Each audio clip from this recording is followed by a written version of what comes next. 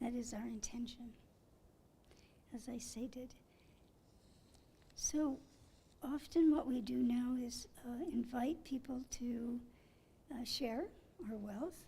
The other thing we do is we talk about upcoming services.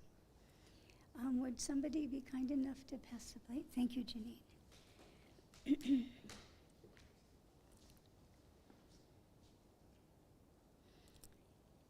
So upcoming gatherings, next Sunday is our guest speaker day, March 5th, right? But the different guest speakers we invited haven't been able to confirm yet. But I have ideas in mind, so we'll have to ask you to check the website to see who'll be here. But someone will be here next Sunday, and will offer an invigorating message from their tradition.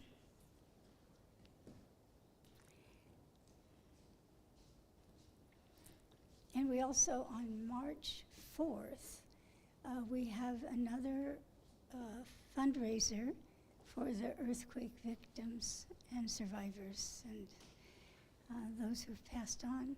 And that will happen at 10 o'clock to 1 o'clock. And it's a yoga class.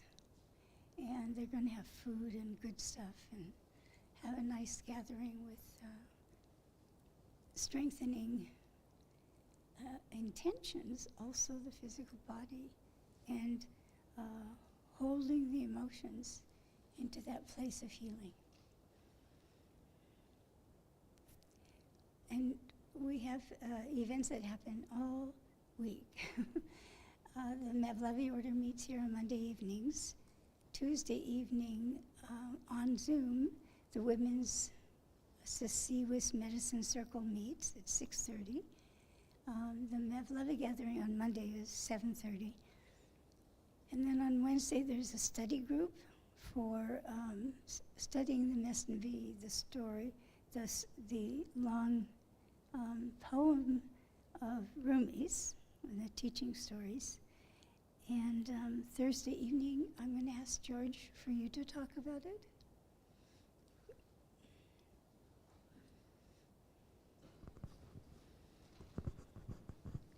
Well, apropos of our discussion here today, every Thursday evening we meet in here and we have the opportunity to sit together simply in silence. But embedded in that silence is much of what was said today. It's sitting, it's opening our heart, it's listening, it's accepting, and then taking that sentiment forward as we go back out into the world afterwards. So it's a simple sitting in silence, but a profound experience if you allow it to be. And it's here every Thursday evening at 7 p.m. And on Fridays, we have an Islamic prayer gathering on Zoom and also in person. It's usually only Jamal and I here, but you're welcome to come. And Ann Holmes Redding, Bahia Ann Holmes Redding, offers the reflection for that day. And the way she invites that is the first half of the reflection, she speaks, and then the group speaks. And then we do prayers. And if you don't know the prayers, you'll learn over time. Let's see. And I think we'll ring the bell now. And then if we would like to, we could stay here and share our hearts.